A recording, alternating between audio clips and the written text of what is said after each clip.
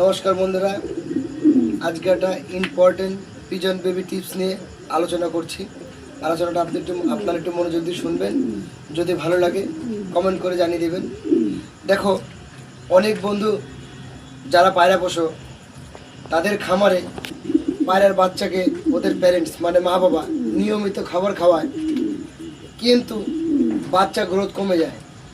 অনেক দাদারা বলে থাকেন যে পায়রা বাচ্চা ঠিকঠাক খাওয়াচ্ছে কিন্তু বাচ্চা বড় হচ্ছে না কেন। এর একটা কারণ আমি তোমাদের দেখাচ্ছি।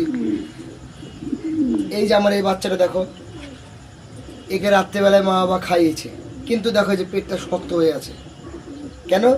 এর জলের অভাব। এই জলের কারণে বাচ্চার গ্রোথ কমে যাচ্ছে। তা এই বাচ্চাটাকে যখন আপনার লফট বন্ধ করবেন তার আগে এর কি টিপস নিতে হবে দেখাচ্ছি। যার বাড়িতে সিরিঞ্জ বা ড্রপার যাই থাকুক, এখানে প্লেন খালি জল একটু নেবেন।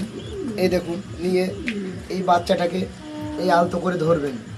ধরে একটু খেয়াল করে দেখবেন শ্বাস টানিতে যেন জল না যায়। পাইপটাকে এই সিরিঞ্জের মুখটাকে একটু বেশি করে ঢোকাবে, ঢুকিয়ে একবার পাঞ্চ করে দেবেন। দেখুন, পাঞ্চ করে দেওয়ার পরে পেটে জলটা চলে গেল।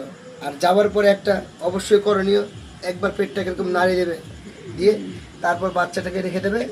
দেখবে এইভাবে পরপর 7 দিন বেবিকে যখন এরকম ক্যাট হয়ে যাচ্ছে তখন খাওয়াবে। জলের অভাবে এই জিনিসটা হয়ে থাকে। দেখবে পায়রা সম্পূর্ণ সুস্থ আর গ্রোথ হবে, খুব তাড়াতাড়ি বাড়তে শুরু করবে। তা তো ছিল বন্ধু, আজকে এইটাই আমার টিপস।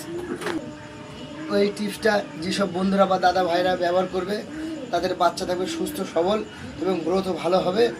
তা আমার এই ভিডিওটা যদি ভালো লাগে তোমরা একটু কমেন্ট করে জানিয়ে দিও প্লিজ।